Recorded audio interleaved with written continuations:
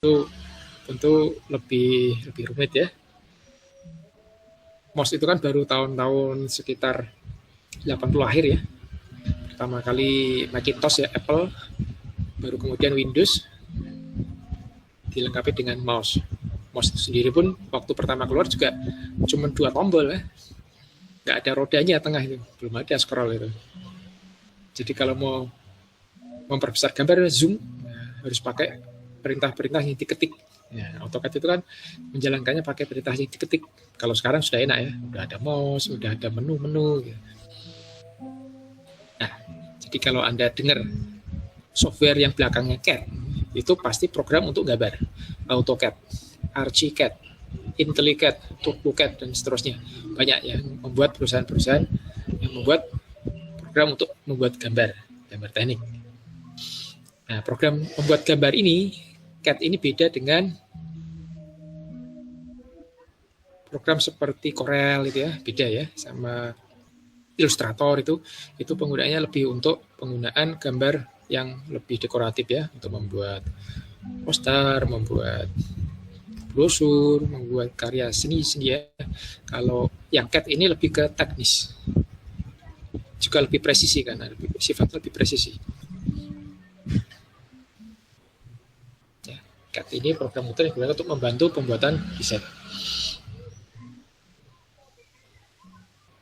Nah, dulu sebelum ada CAD ya orang sudah membuat gambar teknik ya. Nah, zaman Galileo ya, zaman dahulu kan orang sudah membuat gambar secara manual. Kalau gambar manual yang paling mutakhir, yang paling akhir ya menggunakan mesin gambar namanya. Mesin gambar itu adalah suatu perangkat bantu untuk menggantikan ya, fungsi penggaris biasa. Sebenarnya Anda bisa gambar pakai penggaris mistar gitu, yang lurus, yang segitiga, itu bisa Anda kombinasikan untuk membuat gambar. Nah, kemudian diciptakan mesin gambar ini agar proses membuat gambar itu bisa lebih cepat. Ini dilengkapi mekanisme gerak sejajar, ada 4 batang penghubung untuk menggantikan pergerakan tangan Anda juga bisa lebih cepat ya. Nah, Anda yang belum pernah mendengar kata atau melihat mesin gambar, mungkin kadang-kadang yang pernah melihat di iklan atau di film dan sebagainya ya. Kalau zaman dulu itu kan arsitek identik sama gambar pakai mesin ya, zaman dulu. Kalau sekarang kan sudah ada. Nah, bagi yang belum pernah melihat, barangnya seperti ini. Ini sebuah mesin gambar. Dia terpasang pada papan dan stand ya. Itu standnya yang warna hitam itu hidrolis, itu bisa dinaik turunkan tanpa banyak usaha ya. Yang mahal ya, kalau yang murah ya pakai diinjek kakinya agar bisa naik turun, atau yang fix gitu ya. Terus itu papan gambar itu ada strip-strip yang di sebelah kanan, itu strip dari logam karena papanya sudah dilapis sama magnet. Jadi nanti kertas gambarnya tidak usah diselotip ke papanya, tapi cukup dikasih plat itu nanti dia terjepit. Ya, itu caranya. Nah, mesin gambar itu yang ada 2 batang warna abu-abu itu ya, batang horizontal di atas sama batang vertikal. Kemudian pada batang yang vertikal itu diletakkan kepala mesin yang warna hitam itu ya, bulat itu nanti yang dipegang tangan kiri, yang digunakan untuk menggerakkan penggaris. Ada 2 penggaris ya, vertikal sama horizontal, itu yang bening-bening itu. Nah, kepala gambar ini nanti bisa digerakkan naik turun dan bisa dibawa ke kiri ke kanan, bisa juga diputar ya untuk membuat garis yang bersudut atau yang miring. Ini juga mesin gambar, tapi jenisnya berbeda. Kalau yang pertama tadi dinamakan mesin gambar tracker istilahnya. Tracker karena batangnya itu nanti berjalan pada rel yang ada di batang horizontal di atas. Dan batang yang vertikal itu juga di bawahnya ada rodanya yang berjalan di atas rel juga di bawah. Namanya tracker. Kalau yang kanan ini namanya mesin gambar arm karena bentuknya seperti lengan manusia ya. Bagian atas itu ada bandulnya, bandul penggerak untuk mengimbangi berat dari bonggol mesin, kepala mesin yang ada di bawah itu, yang ada bulatannya itu ya. Jadi Kepala mesinnya sama ya antara arm sama tracker, bedanya cuman di mekanisme penggeraknya. Kalau tracker itu lebih rumit, ya butuh materi lebih banyak, otomatis harganya juga lebih mahal. Tapi dia punya kelebihan ya, dia bisa mengambang di atas kertas. Karena dia bisa, kepala mesinnya bisa kita tarik ke atas ya, dia yang mengambang, kita bisa gerakkan ya kemana-mana. Kalau yang arm itu kan dia mesti nempel ke kertas ya. Kalau kita mau gerakkan ya kita harus pegang kepalanya, kita angkat, baru kita gerakkan gitu. Terus kalau yang tracker itu kalau kita kunci pada satu arah, misalkan di horizontal yang kita kunci, maka kita bisa gerakkan penggarisnya untuk membuat garis-garis yang sejajar. Kalau yang arm kan nggak bisa dikunci ya, dia bergerak bebas, nggak bisa dikunci. Nah itu sedikit mengenai mesin gambar ya. Dikit zaman dulu kalau namanya kuliah di arsitek itu paling nggak harus punya ini mesin. Di dulu itu kuliah arsitek itu mahal ya, karena harus beli mesin. Dulu saja harganya cukup mahal ya. Dulu itu harganya kira-kira itu mungkin ya separuhnya harga motor dulu ya. Ya cukup mahal ya. Belum lagi kalau ya seperangkat seperti ini, ada lampunya, papannya, stand-nya, kursinya. Kalau sekarang lebih enak ya. Sekarang cuma modal pakai laptop ya, atau komputer desktop. Nah, sudah bisa buat gambar. Nah, kemudian alat gambarnya. Alat gambar untuk membuat gambar manual, pertama untuk membuat garis-garis bantu ya, itu kan pensil. Sebenarnya pensil ada dua macam. Anda mungkin tahu pensil kayu ya, pensil kayu yang harus diraut ya, kayunya diraut, diruncingkan gitu. Kalau yang ini pensil mekanis. Dua-duanya bisa dipakai selama bisa menghasilkan garis yang konsisten, tebalnya, hitamnya. Jadi kalau Anda pakai pensil kayu untuk membuat gambar teknik pun bisa, selama bisa menjaga tetap runcing gitu. Tapi kan susah ya, susah, harus benar-benar memperhatikan ya, wah ini garisnya udah agak ini udah nggak keruncing, diruncingin lagi. Kalau pakai pensil mekanik seperti ini lebih enak ya, tidak perlu meraut ya. Nah, pensil mekanik yang umum dijumpai di pasaran ya ketebalannya 0,05 mili, setengah mili. Nah, sebenarnya ada beberapa ketebalan yang digunakan di teknik, ada yang 0,3. Jadi isinya kecil sekali. Untuk membuat garis-garis yang tipis, yang halus, lembut itu pakai 0,3. Tapi hati-hati, itu gampang patah ya, karena sangat tipis. Dan di atas 0,5 ada 0,7, agak tebal ini isinya. Ini ya adanya di toko-toko yang besar ya, karena tidak semuanya, tidak banyak orang yang nyari. Terakhir ada yang ketebalannya 2 mili. Ya, kalau ini banyak, ini malah banyak buatan Cina itu yang murah-murah tuh, harga 4.000, 5.000 itu bisa dapat pensil mekanik yang isinya besar. Ini sebenarnya isinya sama seperti isi pensil kayu. Kalau pensil kayu itu Anda belah kayunya ya keluarnya ya segitu, 2 mili.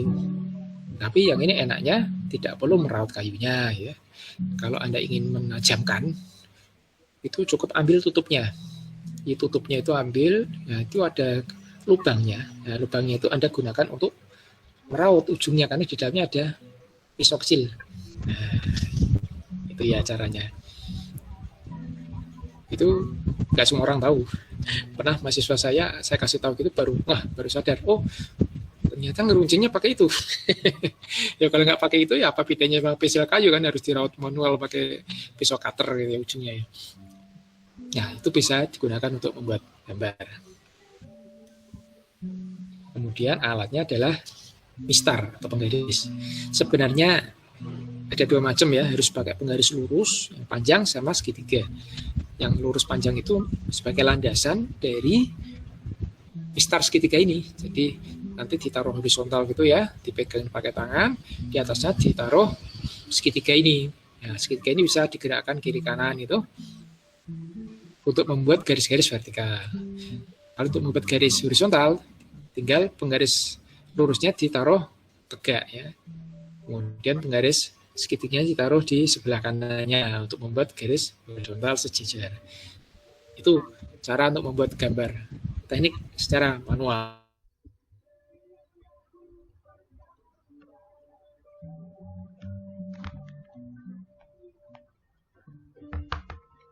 Untuk penghapus coretan bisa menggunakan penghapus, tapi bukan seperti ini. Ini biasanya untuk tinta ya. Penghapus untuk pensil itu yang bagus, yang warna hitam. Banyak itu dijual dari yang murah sampai yang mahal, yang merah boxy sampai Faber-Castell hingga yang Joico yang murah meriah itu ya. Jadi, kalau Anda suka coret-coret gambar pakai pensil, saya sarankan pakai yang warna hitam itu ya penghapusnya, yang lunak itu. Saya kalau pakai yang warna putih, biasanya kalau buat penghapus nanti kotorannya pensilnya itu nempel di penghapusnya yang warna putih itu. Jadi kalau Anda buat penghapus lagi malah balik ke kertas lagi itu jadi kotor. Kalau warna hitam kan sama hitamnya, jadi dia bersih. Nah, kemudian ada busur derajat nih untuk membantu menggambar, mencari sudut-sudut tertentu ya, sudut yang susah. Karena sebenarnya dengan kombinasi penggaris segitiga lurus tadi, Anda sudah bisa membuat garis dengan kelipatan 15 derajat. Nggak percaya? Nah, sudut penggaris itu kan 45, 45, 90. Dan yang bawah itu sudutnya 30, 60, 90. Ya kan? Kalau Anda bikin sudut 60 dikurangi 45, itu sudah jadi 15 ya kan? Berarti Anda bisa membuat sudut dengan kelipatan 15. Sebenarnya bisa lebih kecil lagi kalau Anda tahu triknya. Bisa itu sampai dengan kelipatan 5 pun bisa.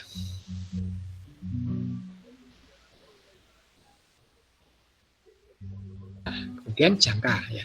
Jangka ini adalah salah satu alat gambar yang menurut saya sangat-sangat berguna dan luar biasa ya. Fungsinya adalah membuat lingkaran ya. Tapi tidak hanya membuat lingkaran, dia bisa membagi dua garis sama besar, dia bisa membuat sudut siku-siku, dia bisa membuat segi banyak, bisa membuat poligon ya, dari segi 3, segi 4, segi 5, segi 6, segi 7, bahkan sampai membuat rangkaian pola geometris, ragam hias geometris ya. Kalau Anda mungkin pernah lihat kartu ucapan lebaran atau pernah lihat di masjid-masjid yang ada dihias sama ragam hias yang geometris, nah itu bikinnya pakai jangka zaman dulu ya. Zaman dulu kan belum ada program CAD ini. Orang gambar kan ya pakai alat manual ya sama jangka ya. Itu pun sudah bisa. Karena jangka itu bisa membagi sudut dari lingkaran ya jadi banyak. Nah, kemudian gambar manual itu kan tidak hanya gambar, dia harus ada penjelasannya. Contoh, harus ada ukurannya, harus ada keterangannya, judulnya. Nah, itu harus ditulis kan. Nah, tulisannya bagaimana? Kalau di komputer kan banyak ya font, ya, jenis-jenis tulisan. Kalau di gambar bagaimana? Kalau di gambar teknik, jenis tulisannya itu harus menggunakan huruf teknik. Apa itu huruf teknik? Huruf teknik adalah huruf balok yang sederhana, mudah dibaca, yang kira-kira kalau di komputer itu mirip-mirip seperti Arial ya, atau Helvetica kalau di Mac ya, di Apple. Seperti itu. Ini sederhana. Nah, agar dalam penulisan itu bisa standar, maka diperlukan ini seperti ini. Ini namanya mal huruf dan angka. Nah, kalau Anda menandai gambar teknik Anda dengan tulisan Anda sendiri, ya kemungkinan bisa nggak standar ya. Kayak kalau tulisannya bagus terbaca nggak apa-apa. Kalau tulisannya model huruf Latin bersambung kan susah ya. Orang lain nggak bisa baca nanti. Ukurannya bisa keliru ya. Untuk itu diperlukan mal huruf dan angka seperti ini. Ini dibuat dari plastik bening dan ujungnya itu, kedua ujungnya itu menonjol. Nah, kenapa menonjol? Agar penggarisnya tidak nempel ke kertas. Jadi yang ada huruf-hurufnya itu tidak nempel ke kertas. Mengapa tidak boleh nempel ke kertas? Nah, agar tintanya tidak blobor. Kalau penggarisnya nempel ke kertas, Anda nulis atau bikin hurufnya pakai tinta, pakai Rapido, nanti tintanya itu mengenai kertas sama mengenai penggaris bisa melebur. Tapi kalau ada jaraknya itu tidak. Nah, fungsinya itu. Ini mal huruf angka tersedia dalam berbagai ukuran besarnya. Jadi besarnya huruf itu ditentukan oleh tingginya, tinggi hurufnya. Ada yang 2 mili, itu paling kecil 2 mili. Kecil sekali. Ada yang 3 mili, 4 mili, 5 mili, 6 mili, dan seterusnya. Mal yang 3 mili biasanya digunakan untuk pena ukuran 3 mili juga. Yang tinggi huruf 4 mili digunakan untuk pena gambar atau rapido ukuran 4 mili, dan seterusnya. Biasanya seperti itu. Nah, kalau malnya ukuran 6 mili pakai pena 1 mili bisa, pakai 0,1 bisa, tapi ya, hurufnya kurang jelas karena garisnya terlalu kecil gitu. Jadi itu sudah ada ukurannya. Ini mal, huruf, dan angka. Ya tentunya membuatnya juga tidak bisa cepat ya, namanya juga pakai mal ya. Jadi bikinnya kan per huruf ya. Saya bikin judul gambar. Rumah, berarti R. Cari dulu huruf R mana. Kemudian dimasukkan penanya, bikin huruf R, habis itu cari kan gitu. Jadi memang proses gambar manual itulah. Nah, seperti sekarang ya, dengan komputer bisa cepat. Kan selain mal huruf, ada juga mal bentuk. Nah, seperti ini contohnya. Mungkin kalau Anda jalan-jalan ke toko buku yang besar, itu masih ada dijual seperti ini. Ini digunakan sebagai alat bantu untuk membuat berbagai macam bentuk. Contohnya yang kiri itu ada bentuk lingkaran dengan berbagai macam jari-jari. Juga bujur sangkar dengan berbagai macam sisi. Sehingga akan cepat nanti gambar Anda. Anda nggak perlu pakai jangka. Tapi tentunya ya lingkarannya yang sesuai ada di situ. Dan yang tengah ya, yang tengah. Ini adalah mal merek Rotring dengan judul arsitek. Nah, arsitek berarti digunakan untuk gambar arsitektur. Maka yang tengah itu ada lubang-lubang itu yang bentuknya seperti kloset duduk, ada seperti bak mandi, seperti wastafel. Itu gunanya untuk membuat gambar denah dengan cepat. Yang sebelah kanan itu ada gambar meja makan, ya kan? Ada gambar sofa sudut, ada gambar sofa tunggal, gitu. Yang bawah itu yang lengkung adalah gambar pintu ya. Gambar pintu. Tentunya ini ada standarnya ya. Standar pintu mungkin yang itu yang biasa, pintu kamar itu kan 80 cm itu bisa pakai. Nah, yang kanan itu ada mal elips untuk membantu membuat elips. Karena elips itu kan susah digambar ya. Kalau lingkaran kan mudah ya. Anda cukup ambil jangka, tentukan titik pusat, tentukan jari-jari, tinggal bikin sekali jalan jadi. Kalau elips kan enggak, karena ada 2 pusat ya, atas sama bawah ya. Atas bikin lengkungan, samping bikin lengkungan, bawah lengkungan, kiri lengkungan, jadi ada 4 lengkungan jadi 1, baru jadi elips. Kalau pakai mal seperti ini cepat, tinggal cari yang ukurannya dibutuhkan, gambar. Nah, kemudian yang terakhir nih, kanan bawah ini, ada yang tahu namanya? Malengkung, Pak. Ya, malengkung. Itu namanya malengkung, atau istilah teknisnya kurva Prancis, French curve. French curve ini Anda bisa beli juga di toko buku. Gila nih. Satu set ada 3 malengkung, yang kecil, sedang, besar itu. Gunanya saat Anda membuat lengkungan pada gambar teknik ya, kurva pada gambar teknik, itu lengkungannya bisa bagus ya. Karena kalau Anda buat lengkungan dengan freehand ya, dengan tanpa alat bantu itu kan pasti susah membuat garis yang lengkung yang jelas, yang bagus ya. Nah, ini bisa menggunakan mal seperti ini. Tinggal nanti dicari lengkungan yang mirip-mirip, yang sama seperti apa. Baru digunakan untuk membuat garis lengkungnya. Itu namanya kurva atau busur Perancis ya. French curve, kurva Perancis. Nah, kemudian untuk membuat garis-garis gambar manual, gambar kerja manual, menggunakan pena gambar. Zaman dahulu sebelum ada pena gambar, orang pakai trackpen ya. Trackpen itu seperti pulpen, tapi dia nggak ada tempat menampungkan tintanya, ya cuman mata yang bisa disetel ketebalannya gitu ya.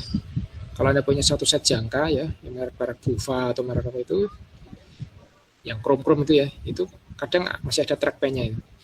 Itu tinggal diatur ketebalannya dengan memutar murnya, dicelupkan ke tinta, nah bisa digunakan untuk membuat garis. Nah, kalau pena gambar ini dibuat lebih praktis seperti bolpen, itu bisa dibuka ya, bagian penampung tintanya ada tabung tinta, pada ujungnya itu ada mata rapido yang dibuat dari pipa baja ya, kecil ya. Ukuran ketebalannya macam-macam, dari yang paling kecil 0,1 mili, 02, 03, 04, 05 hingga 2 mili. Itu adalah ukuran garisnya. Jadi mata rapidonya itu, pipanya itu ukurannya bervariasi sesuai dengan nanti tebal garis yang dihasilkan. Jadi tinta ditampung di tabung dan mengalir turun ke bawah ke ujung mata pena dengan diameter sesuai dengan ketebalannya. Nah, karena tinta yang digunakan untuk gambar ini adalah tinta gambar yang pekat, ya, pekat itu lebih kental dari tinta tulis. Kalau tinta tulis itu yang untuk menulis pakai pulpen Parker, apa dan sebagainya, itu tinta tulis ya, pakai tinta Parker, tinta Sheaffer itu lebih anjar. Kalau tinta gambar itu lebih pekat, lebih tebal, lebih hitam. Nah, kalau pakai tinta gambar itu lebih riskan dari segi kalau dia sudah kering, dia itu menyumbat di ujungnya. Nah, maka di rapido itu, di dalam mata rapidonya itu ada jarumnya. Jarumnya itu nanti bisa menyodok ya, istilahnya membuang tinta yang mengering di ujung rapidonya, karena jarumnya itu dihubungkan dengan sebuah bandul timah. Jadi kalau Anda lihat orang gambar pakai rapido itu pasti penanya kan digerakkan naik turun ya, bunyi tak gitu. Yang bunyi itu bandul timah di dalamnya, dia mendorong matanya itu agar bebas dari sumbatan tinta yang mengering gitu. Jadi dahulu orang menggambar teknik ia menggunakan rapido seperti ini, dan lebih repot ya, jauh lebih repot. Karena itu tadi sifat dari tinta gambarnya yang cepat kering dan kental, sehingga harus diberi bandul sama jarum itu. Padahal kalau sudah gambar ya, itu pena harus dicuci. Kalau nggak dicuci nanti mengental di dalam ya nggak bisa buat gambar lagi ya. Jadi harus dicuci ya. Dan nyucinya juga benar-benar harus cermat ya. Sebab kalau itu matanya sampai dibongkar, kemudian bandulnya sama jarumnya dikeluarin, begitu dirakit kembali sudah kering, kalau tidak hati-hati, waktu masukin itu jarumnya bisa ketekuk. Nah, repot. Malah bisa patah ya. Kalau patah harus beli matanya saja sih bisa, tapi harganya cukup mahal juga. Bisa puasa sekian hari dulu ya. Kalau itu sampai patah ya, beli mata baru. Kalau yang ada di contoh gambar ini, itu merek Rotring. Mereknya banyak sih. Rapido itu ada Rotring, ada Staedtler, Faber-Castell, banyak dulu mereknya. Kalau ini contoh dari Rotring, jenisnya Rapido Grab. Nah, ini tidak. Rapido Grab itu beda sama Rapido biasa, karena dia tintanya tidak menggunakan tabung tinta biasa yang diisi ulang gitu ya. Dia menggunakan cartridge, bentuknya seperti itu. Jadi kita beli cartridge-nya seperti printer gitu ya. Kemudian tinggal dimasukkan, diputer gitu, langsung bisa digunakan. Kalau pakai ini nggak usah membersihin ujungnya karena tintanya sudah dilengkapi saat nanti penggumalan katanya gitu. Jadi ini lebih praktis dari rapido biasa ya. Tapi rapido biasa pun, rapido grab pun ya tetap kalah praktis sama alat gambar yang sekarang ya. Dan sekarang sudah jarang ya orang menggunakan rapido ya. Repot ya. Kemudian media gambarnya ya. Tadi alat gambar ya. Kemudian media gambarnya apa? Tentu saja media gambarnya adalah kertas. betul sekali. Untuk gambar teknik manual zaman dulu orang menggunakan kertas apa? Ada yang tahu? Kertas kalkir, ya, tracing paper. Mungkin ada yang belum pernah tahu ya kertas kalkir itu apa. Nah, coba ingat-ingat apakah Anda pernah menerima undangan atau melihat undangan pernikahan yang kertasnya tebal, ya. Biasanya kalau kertasnya tebal di dalamnya kadang ada kertas yang lebih tipis, yang warnanya abu-abu, halus, tembus pandang, ya. Tapi tidak tembus pandang seperti plastik ya, tapi ya semi-semi doff gitu ya. Nah itu adalah kertas kalkir. Itu contoh kertas kalkir. Jadi kertas kalkir itu permukaannya halus, agak tebal ya, 80 gram, 100 gram, dan dia tembus pandang. Maksudnya tembus pandang, tembus cahaya, bukan tembus pandang ya. Sehingga dia bisa meneruskan cahaya. Sedikit mirip dengan kertas minyak. Nah, tapi kalau kertas minyak kan tipis. Kertas minyak. Atau kertas roti. Nah, kalau kertas minyak itu kan digunakan untuk membungkus itu ya, makanan atau kue yang kecil-kecil itu ya, yang berwarna-warni ya. Kalau kertas roti itu ya bungkus roti ya, bungkus apa itu? Bakpao itu kan bawahnya ada kertasnya itu ya, kertas roti. Kalau saya dalam mengajar di arsitektur, biasanya untuk keperluan tugas ya, saya suruh pakai kertas roti ya, sebagai agar mudah membuatnya. Juga nanti kalau membuat gambar manual itu salah, kalau pakai kertas yang tembus cahaya gitu, ngeblat istilah penjiplaknya lebih mudah ya. Pakai kalkir juga mudah kalau buat jiplak itu. Apalagi kalau pakai meja yang dari kaca ya, bawahnya ada lampu itu, kelihatan enak.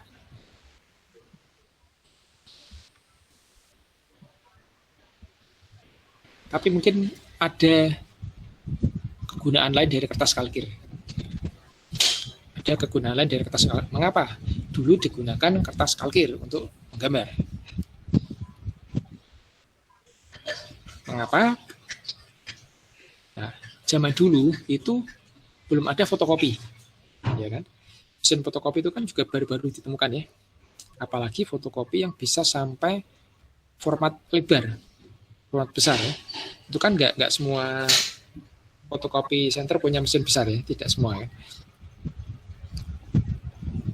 Nah, terus zaman dulu bagaimana cara orang memperbanyak gambar? Nah, pertanyaan gitu ya. Apakah harus dijiplak satu persatu? Dulu sebelum ada mesin cetak memang seperti itu ya.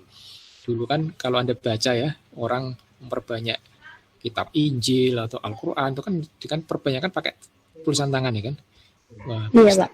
ya setengah mati kan. Nah, kemudian ada penemuan mesin untuk memperbanyak gambar. Nah, namanya adalah mesin LickDruk. LITJHDRUK, LickDruk. Mungkin ada yang pernah dengar? Mungkin belum ada yang dengar ya. Tapi Belum, kalau Pak. belum ya. Tapi kalau saya bilang, pernahkah Anda dengar kata-kata blueprint? Nah, Sablon bukan, Pak. Nah, blueprint mungkin Anda pernah dengar di TV atau di novel dan sebagainya ya, blueprint. Nah, jadi dahulu itu orang memperbanyak gambar dengan mesin LickDruk. Caranya, gambar yang ada di kertas kalkir itu dimasukkan ke mesin LickDruk ya. Mesinnya dinyalakan dan sebagainya, nanti bisa keluar duplikatnya. Duplikat gambar seperti fotokopi itu. Tapi bedanya, garis-garis gambar kalau di fotokopi kan hitam ya. Hitam putih kan ya. Kalau di mesin LickDruk, keluarnya itu garisnya warnanya biru. Makanya dahulu disebut blueprint karena gambarnya itu garisnya biru dari mesin LickDruk itu. Nah, mengapa keluarnya biru saya juga nggak tahu, memang seperti itu ya. Nah, mesin LickDruk itu menggunakan bahan amoniak ya. Nah, makanya kalau Anda pegang hasil dari mesin LickDruk itu baunya sedikit berbeda ya, ada bau amoniak itu. Dan hasilnya juga tidak sejelas, sebening dari fotokopi ya. Mungkin sedikit agak kebiruan ya, karena memang itu menghasilkan warnanya biru itu. Nah, makanya dalam cerita-cerita atau film itu, kalau orang menyebut blueprint itu maksudnya adalah cetak biru, itu adalah rencana dari suatu prototipe, suatu bangunan atau yang lain ya. Blueprint ya. Jadi kalau Anda dengar kata blueprint, Anda sekarang tahu ya kenapa disebut blueprint ya, karena memang garisnya warna biru. Sekarang sudah sangat jarang sekali ya. Jarang sekali digunakan karena sudah banyak mesin fotokopi. Mesin fotokopi kan praktis ya. Dia bisa memperbanyak gambar dengan cepat, hasilnya juga jelas, bersih, garisnya hitam gitu ya.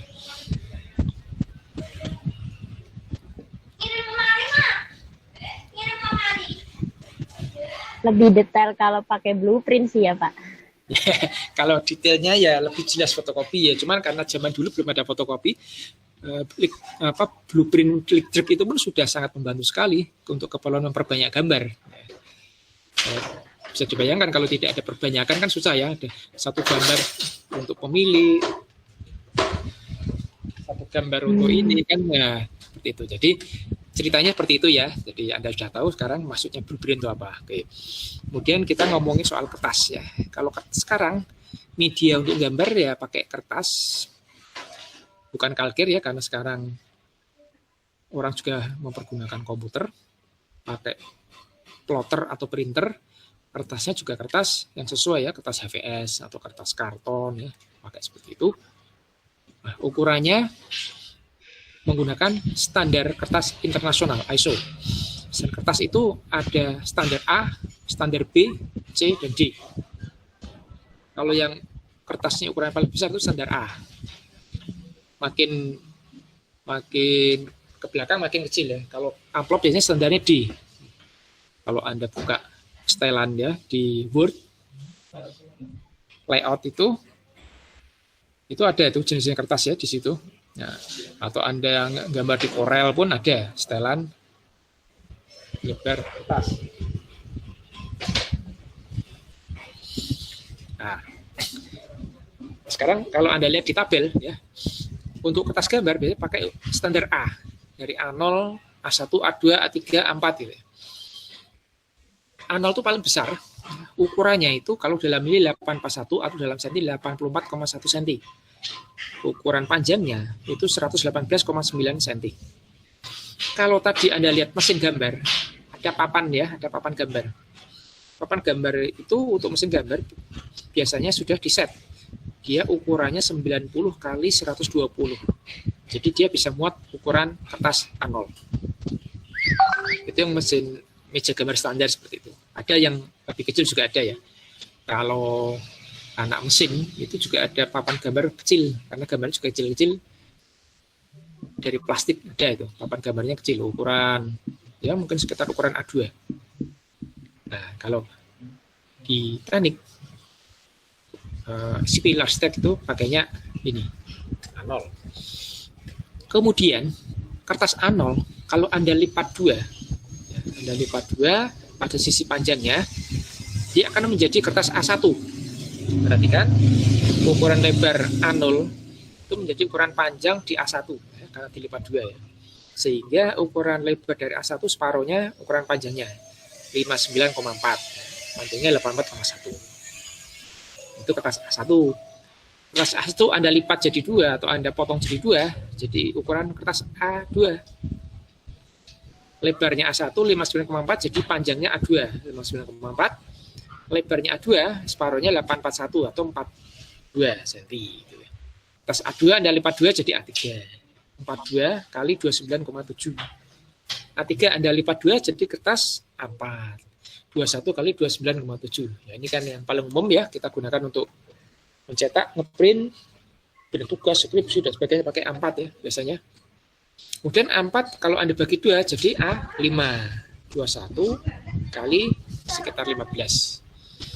Biasanya kalau Anda nyatet kuliah pakai buku tulis yang loose leaf tuh, yang bisa dibuka, bisa diisi lagi.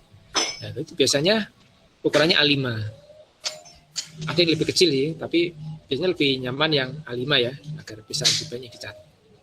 Nah, itu ukuran kertas ya. Tapi di selain ini juga ada ukuran kertas lain ya, yang kadang kita jumpai, seperti ukuran F4. Ya, mungkin Anda pernah tahu ukuran F4 itu kertasnya lebih panjang dari A4. Kalau A4 itu istilahnya kuarto ya. Kalau kertas F4 itu lebih panjang. Dia standarnya berbeda. Dia bukan standar ISO. Kalau standar ISO itu kan menggunakan metrik ya, mili, senti gitu. Kalau kertas F4 itu pakai standar inci. Ukuran inci imperial, ukuran Inggris itu. Ukurannya dia 8,5 kali 13 inci. Kemudian di bawahnya F4 itu sering juga disebut legal ya. Ada ukuran kertas letter ya. Letter itu 8,5 kali 11 in, itu mendekati kuarto. Beda di lebarnya. Ya, kalau Anda pakai kertas F4, Anda bandingkan dengan A4, itu lebarnya beda. Terpaut ya sekitar setengah senti lah. Nah, itu ukuran kertas.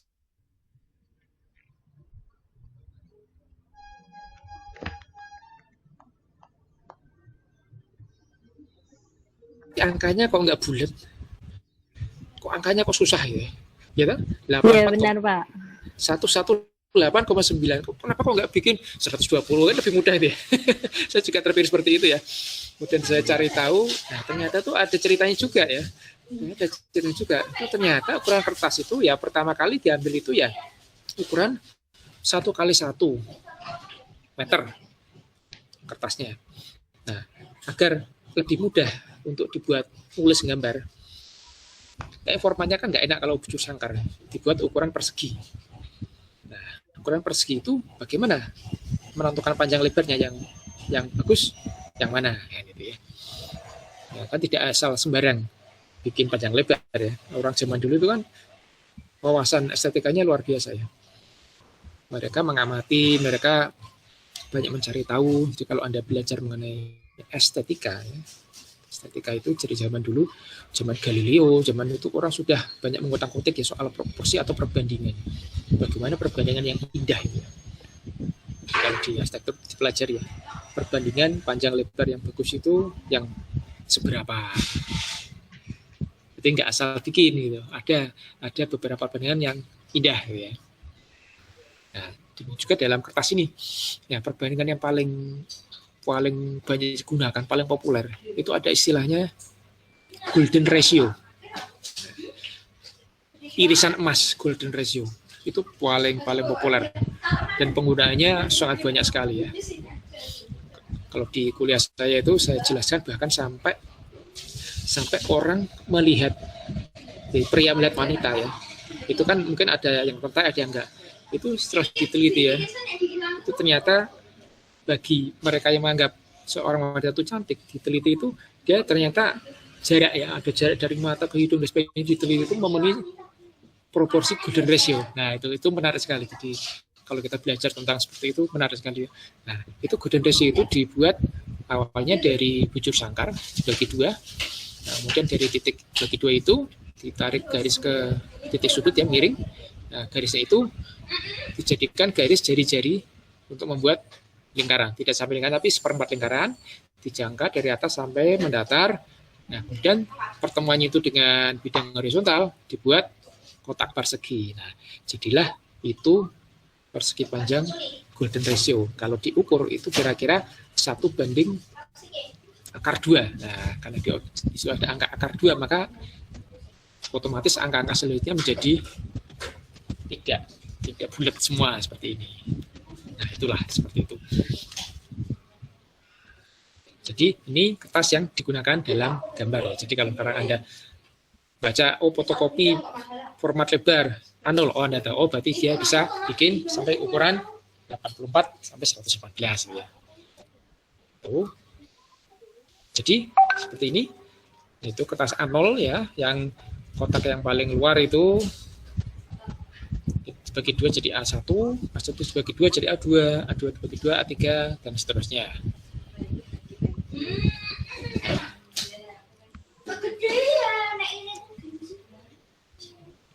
Nah, itu kertasnya ya.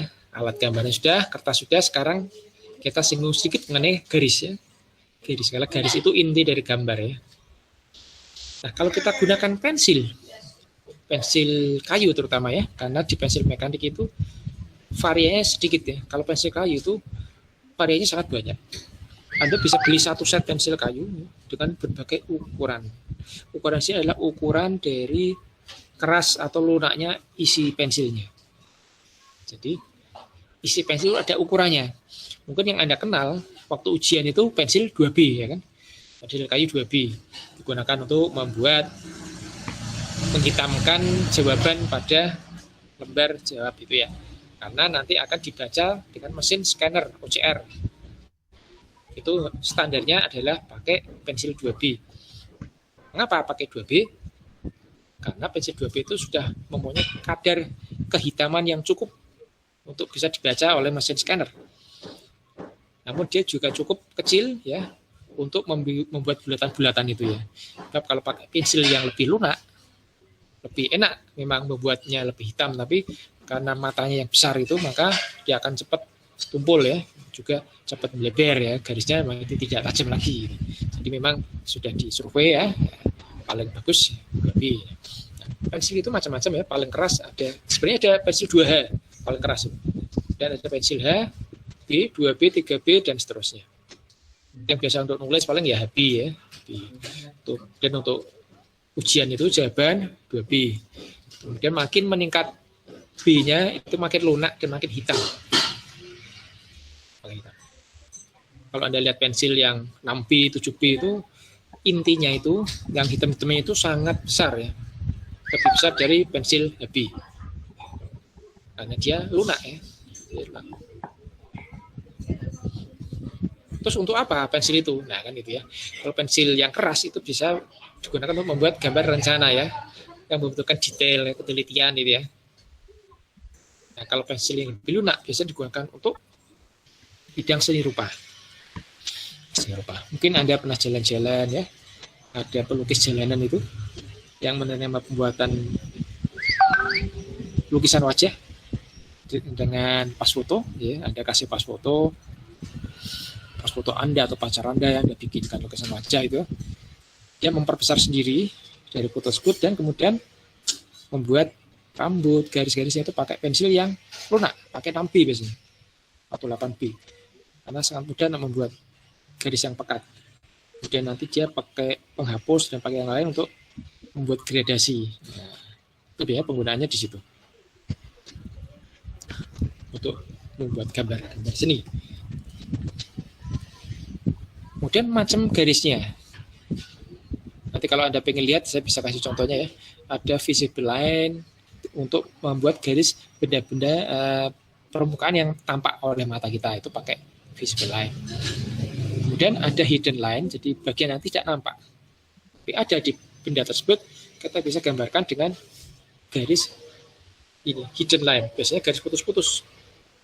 Jadi kalau Anda baca gambar, ada garis yang lurus, ada yang putus-putus. Yang putus-putus biasanya garis yang tidak nampak. Dan ada garis sumbu, center line. Dan garis sumbu benda yang simetris, atau yang mempunyai bentuk dasar lingkaran. Yang untuk sumbu simetrinya dipakai garis yang ini, strip titik, atau strip panjang, strip pendek, strip panjang, strip pendek, itu garis pusat, center line. Kemudian ada garis dimensi. Dimensi ini yang menyertai ukuran. Kalau Anda baca brosur perumahan, ya, ada ukuran panjangnya, ruangannya, itu pasti ada garisnya. Ada angka, ada garis ya kan. Garisnya menunjukkan itu diukur dari mana ke mana. Angkanya menunjukkan panjangnya. Kalau phantom line itu adalah garis yang menunjukkan posisi lain dari benda yang bisa berubah posisi. Kalau bendanya itu bisa digerakkan, maka untuk menandai posisi awal atau akhirnya bisa pakai garis phantom line. Cutting plane line adalah garis yang menunjukkan tempat pemotongan benda pada gambar potongan. Kemudian horizontal line itu garis batu. Section adalah garis arsiran untuk benda yang terkena potongan. Nah, kalau gambar potongan itu jenis-jenis garis. Jadi itu tadi mengenai gambar teknik. Dan kita masuk ke gambar bangunan. Sampai di sini ada yang mau ditanyakan mengenai tadi gambar teknik?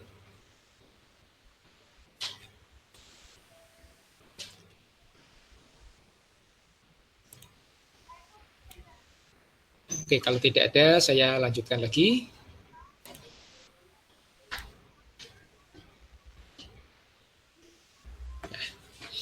Oke, jadi kita sudah ngomongin gambar bangunan. Jadi dalam proses perwujudan sebuah bangunan itu ada beberapa fase ya. Masing-masing nanti ada disertai dengan kelengkapan gambar. Pertama, gambar tender. Kedua, forcon atau for construction. Ketiga, shop drawing. Yang keempat, as-built drawing. Ya, ada perbedaan gambar pada bangunan. Tender, for construction atau forcon, shop drawing, dan as-built drawing. Kita tinjau satu persatu ya.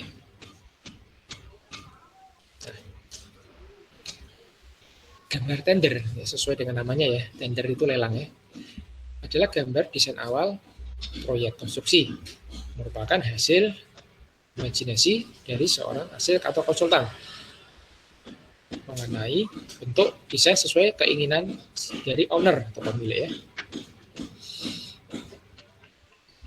Biasanya sih belum matang, artinya nanti ada penyempurnaan, ada penambahan dan sebagainya. Nah, nanti penyempurnaan penambahan tersebut dituangkan pada gambar forcon. Jadi gambar tender ini memang gambar yang pertama kali dibuat, gambar rencana ya istilahnya. Kemudian gambar ini merupakan pelengkap dokumen lelang.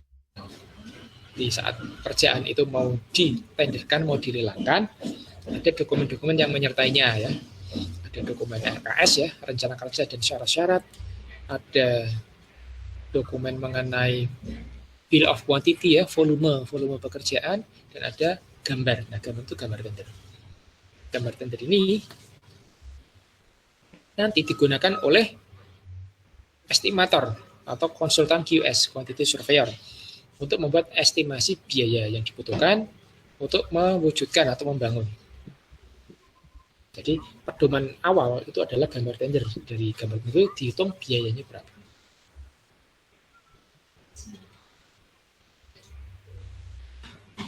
Pemilik nanti juga memperoleh hasilnya sehingga bisa memperkirakan, oh berarti saya perlu keluar dana segini. Kemudian peserta lelang, kontraktor ya, juga menggunakan gambar ini dan BQ-nya, bill of quantity-nya, untuk menghitung berapa besar biaya untuk membuat bangunan ini. Dia akan membuat RAP ya, kalau kontraktor itu nanti dia membuat RAP untuk keperluan dia sendiri, rencana anggaran pelaksanaan. Jadi kalau ini dibuat, saya buat itu habisnya sekian. Nah, kemudian saya akan tambahkan keuntungan ya. Pasti kan, setiap kontraktor pasti akan mengambil untung ya. Kalau enggak ya namanya kerja bakti ya.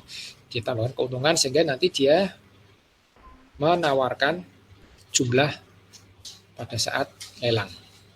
Jadi dia hitung, tambahan keuntungan dah. Ya nanti ya diolah lagi lah kira-kira pantasnya berapa, kalau segini menang apa enggak ya, baru diajukan. Kemudian nanti setelah waktunya selesai, penawaran dibuka, nah tinggal nanti pemilik ya, tinggal milih ya, apakah yang terendah yang menang, atau ada faktor lain ya, misalkan pengalaman juga diperhitungkan dan sebagainya, itu nanti diolah ya, sehingga nanti dipilih satu pemenang.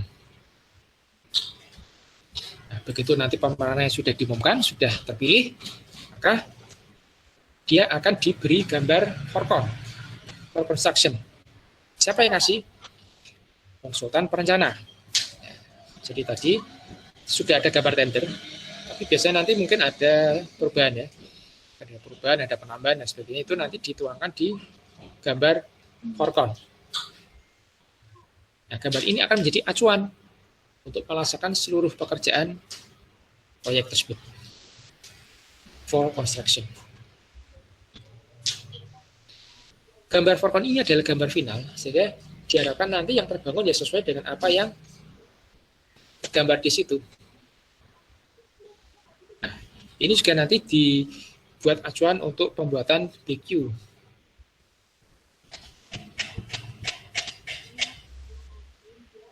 jika ada perbedaan antara gambar tender dengan forecon, kan nanti akan timbul perubahan.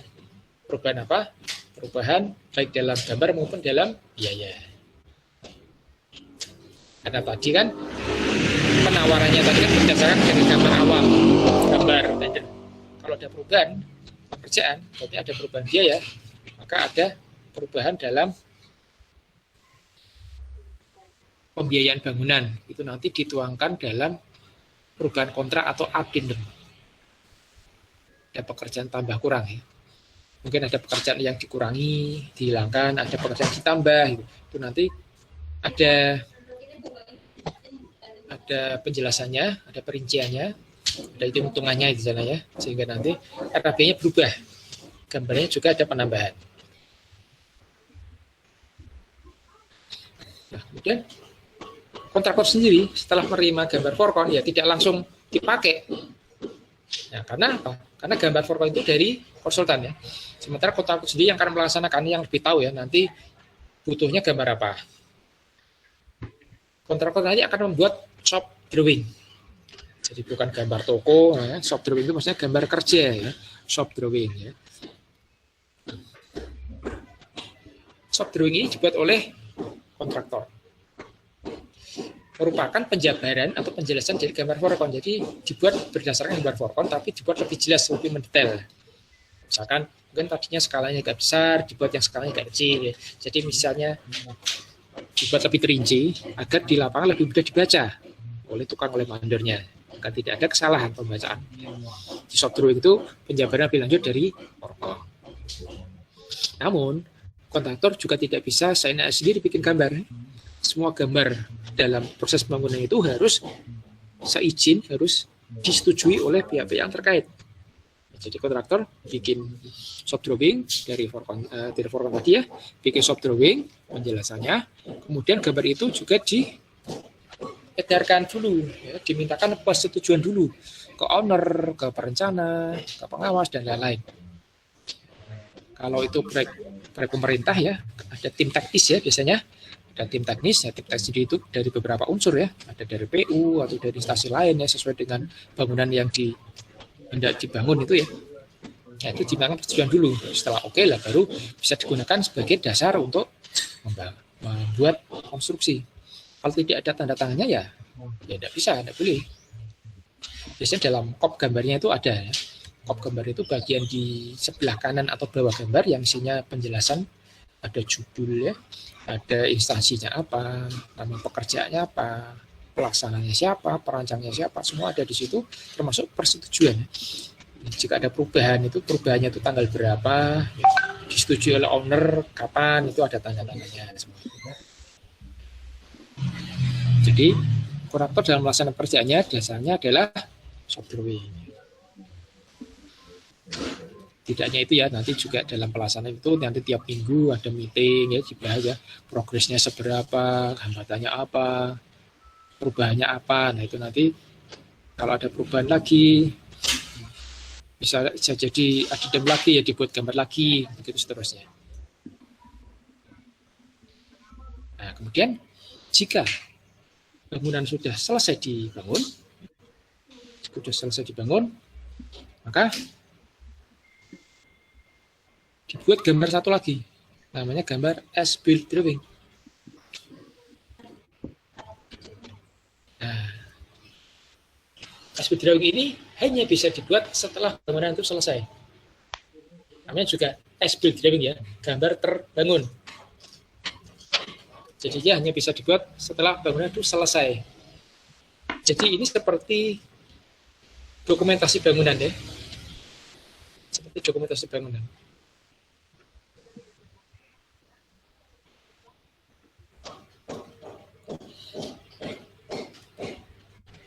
Nah, as-built drawing ini juga menjadi syarat utama untuk bisa melakukan serah terima. Serah terima apa? Serah terima bangunan. Jadi bangunan itu setelah selesai dibangun oleh kontraktor, dia bisa berfungsi dan sebagainya, maka sudah selesai 100%, maka dia diserahkan ke pemilik. Setelah diserahkan, baru dia kontraktor berhak untuk menagih pembayaran termin.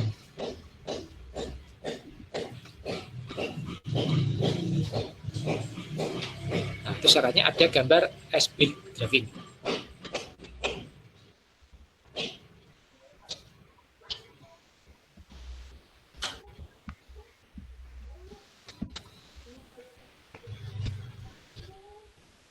Sebenarnya ada fungsi lain, ada peranan lain dari gambar S-Build Drawing ini yang juga cukup penting menurut saya. Mungkin ada yang tahu? Selain digunakan sebagai syarat untuk nagih ya, kira-kira buat apa ya gambar S-Build ini? Itu kan bangunan sudah selesai, sudah berhasil dibuat 100%, kenapa harus dibikin gambar lagi? Gitu. Buat apa? Mengecek, Pak, mengecek. Cross check, betul. Ya. Cross check antara tadi ya, dari awal tadi ya, tender ini, kemudian setelah melihat gambar S-Build, ketahuan ya, oh ini ternyata memang perubahan yang tadi dituangkan di gambar di addendum ya, sudah dilaksanakan ya, itu bisa di cross check lewat gambar S-Build Drawing ya, betul. Kemudian ada lain yang punya pendapat lain? Ada temannya lain punya pendapat? Dokumentasi, Pak. Dokumentasi, betul sekali. Jadi gedung bangunan itu harus punya dokumentasi. Apa fungsi dokumentasi dalam bentuk S-Build Drawing ini? Apa fungsinya? Nah, ada yang tahu?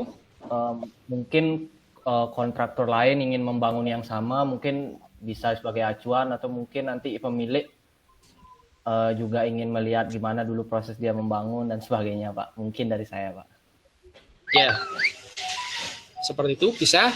Ya, jadi nanti setelah bangunan itu dioperasikan ya, bangunan itu kan nggak dalam waktu singkat ya, dia kan pasti jangka panjang ya. Mungkin dia bisa 15 tahun, 20 tahun ya. Dan selama masa itu kan bisa jadi ada kerusakan, atau ada perubahan, atau ada mungkin suatu masalah ya. Itu kalau mau dilakukan perbaikan, mau dilakukan perubahan, itu dasarnya adalah melihat gambar S-Build Drawing. Misalnya nih, oh itu airnya mampet nih, ada pipanya yang gimana nih pipanya nih, mampet nih, atau airnya justru malah airnya tidak terkontrol nih, ya, ini gimana nih? Nah, untuk itu harus dibongkar ya. Yang bongkarnya di sebelah mana? Nah, kalau nggak ada gambarnya kan orang hanya menebak-nebak ya. Menebak-nebak, jadinya malah nanti pekerjaan tidak selesai-selesai ya. Tapi kalau sudah punya gambar S-Build Drawing, maka tinggal melihat, oh iya, ternyata di sini ini akhirnya bisa dibongkar dalam waktu lebih cepat.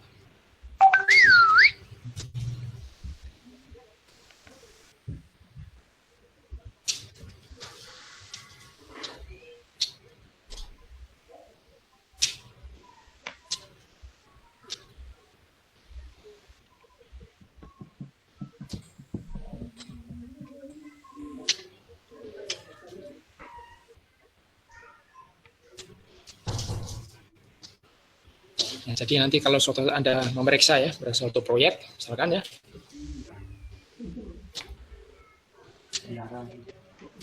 gedung baru dipakai serah terima, mengalami perbaikan, kerusakan, tapi nggak ada gambar S-Build Drawing, lah itu harus dicek itu. Waktu serah terima bagaimana? Karena itu salah satu syarat dalam berita acara serah terima pekerjaan ya, harus ada gambarnya, itu satu set gambar, satu bendel itu S-Build Drawing. Kalau sekarang selain tercetak juga ada digitalnya juga ya, harus ada.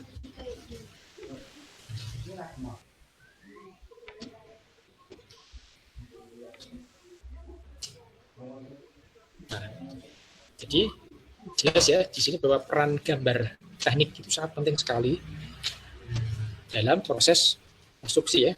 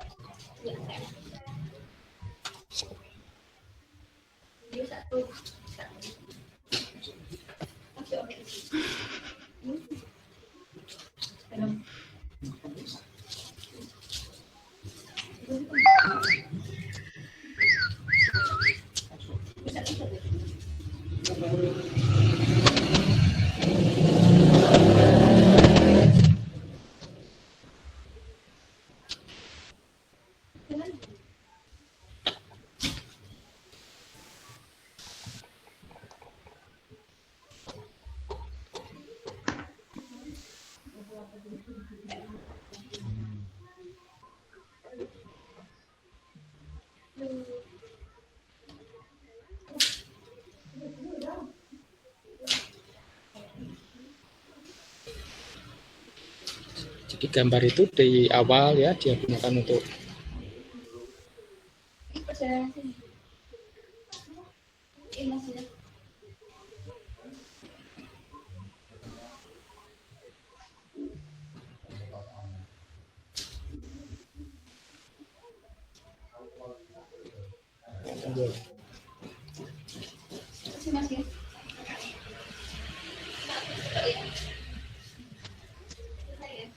di tahap awal dia digunakan untuk menghitung biaya bangunan untuk menawar maupun bagi pemilik. Pada saat pelaksanaan dia digunakan untuk pedoman membangun, dan di saat akhir pun untuk dokumentasi dan untuk membuat penagihan. Sampai di sini ada yang mau ditanyakan mengenai gambar bangunan?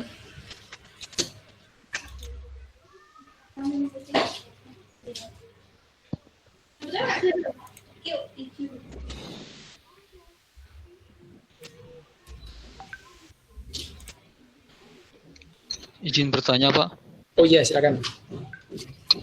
Saya Buranjak Ilmawan, absen 6. Apakah pada penyusunan gambar teknik itu memperhatikan material yang akan digunakan pada bagian konstruksi ya, Pak? Misal ada perbedaan antara gambar dinding yang terbuat dari kayu atau gambar dinding yang terbuat dari batu bata. Oke. Itu, Pak. Iya. Jadi saat pembuatan gambar teknik, kalau mungkin tahap awal mungkin belum, tapi begitu sudah menginjak ke gambar tender, itu sudah harus lengkap dan jelas, karena gambar itu nanti digunakan sebagai acuan untuk biaya. Seperti tadi ya, dinding itu kan bisa terbuat dari kayu, bisa terbuat dari batu bata, ya, bisa dilapis sama marmer dan sebagainya. Itu kan sudah membutuhkan spesifikasi material dan harganya tentu akan berbeda, sehingga pada gambar teknik sendiri, khususnya di sini adalah gambar potongan dari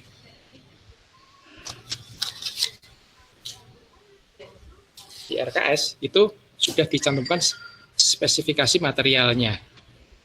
Ya, di gambar ada, dan lebih jelasnya di RKS, rencana kerja dan syarat. Itu adalah dokumen yang menyertai proses lelang.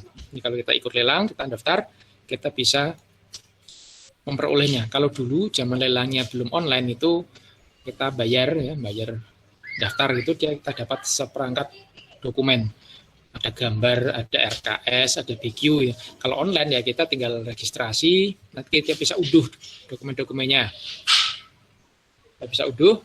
Nah di situ ada di RKS ya, itu dinyatakan jelas nih. Misalkan dinding ruang ini terbuat dari bahan ini, mungkin dicat pakai cat jenis ini, warnanya ini, itu jelas sekali sih itu. Jadi nanti kalau ada orang yang ingin mengikuti lelang, itu bisa menghitung komponen biayanya secara tepat gitu ya. Ya, seperti itu Mas. Memang harus dibuat secara terinci. Namanya gambar kerja ya, gambar teknik memang harus terinci. Gitu. Baik, terima kasih Pak. Iya. Ada lagi yang mau ditanyakan? Izin bertanya Pak. Iya. Saya mau soal di bawah absen 12 Pak. Oke. Tadi mengenai gambar tender kan, kalau seumpama Pak suatu gambar tender telah sesuai dengan keinginan pemilik konstruksi, tapi estimasi biayanya itu yang ditetapkan oleh vendor terlalu mahal atau jauh dari perkiraan pemilik konstruksi, itu nanti bagaimana ya Pak? Nah, kalau di dalam tender itu biasanya ada estimasi harga ya. Jadi estimasi harga artinya nanti artinya ada istilahnya HPS ya. HPS itu harga perkiraan sementara. Nah, biasanya nanti peserta-peserta yang masuk itu disaring melalui itu. Jadi biasanya kalau sudah ditentukan HPS-nya, itu nanti dia nawar di bawah itu. Dia malah nawar di bawah itu, karena biasanya yang diambil kan yang paling murah ya. Yang paling. Kalau dia nawarnya terlalu mahal, tentunya kan tidak dipakai. Ya, kecuali kalau yang nawar terlalu murah itu diragukan kredibilitasnya.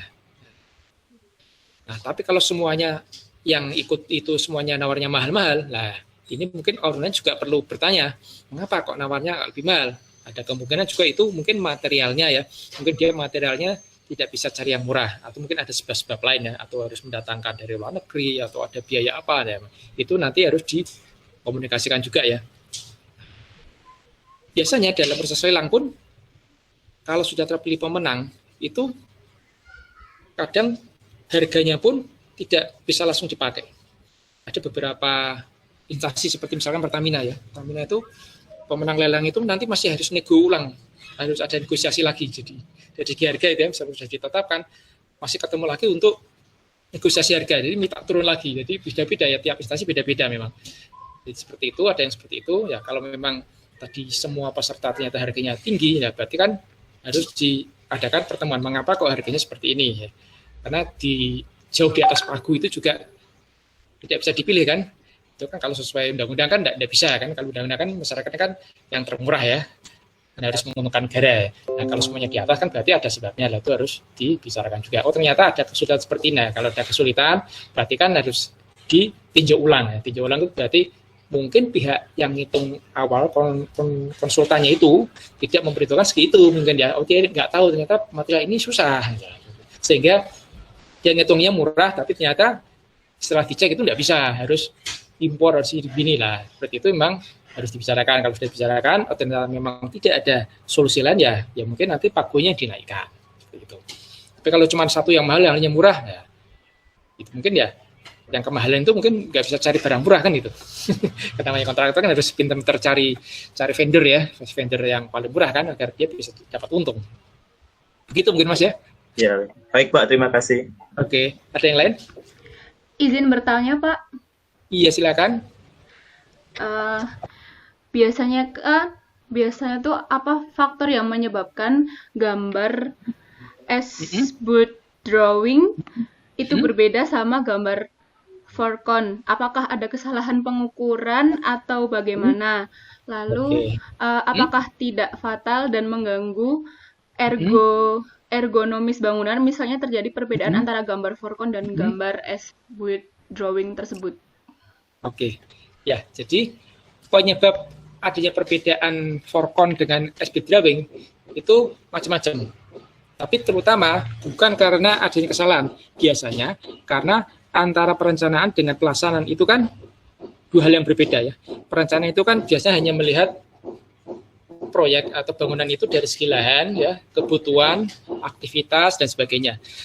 Jadi lebih banyak istilahnya diawang-awang ya. Walaupun dia sudah melakukan survei lapangan, tapi pada saat dilaksanakan itu dia tidak tahu kondisi nanti yang dihadapi seperti apa. Tapi kalau kontraktor dia akan menghadapi kondisi langsung di lapangan. Ya bisa saja yang tadi diperkirakan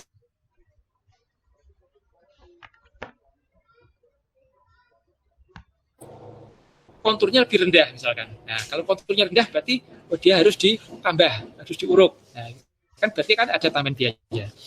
Atau mungkin pengukuran walaupun sudah dilaksanakan secara hati-hati ya, pakai ditembak pakai itu water pass atau pakai teodolit ya, mungkin ternyata ada hal lain yang di luar rencana, misalkan tiba-tiba itu sebelah membangun atau gimana ya sehingga terhalang misalkan ya.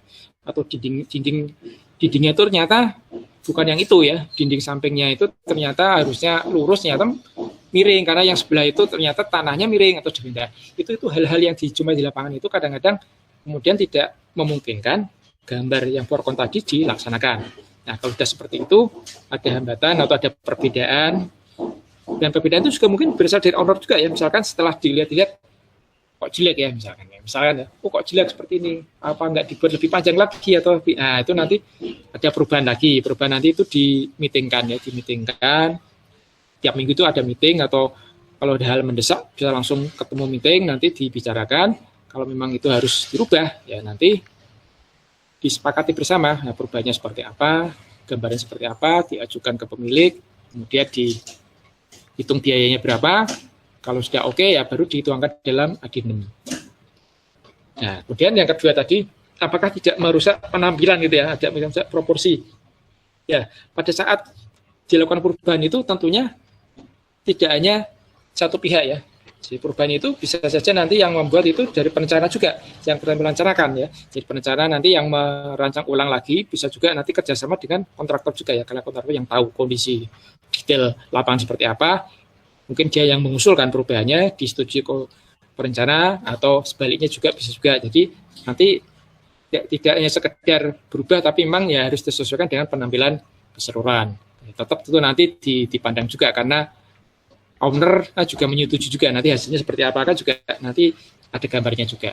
Ya, jadi setiap perubahan itu tidak sekedar satu pihak saja, tapi memang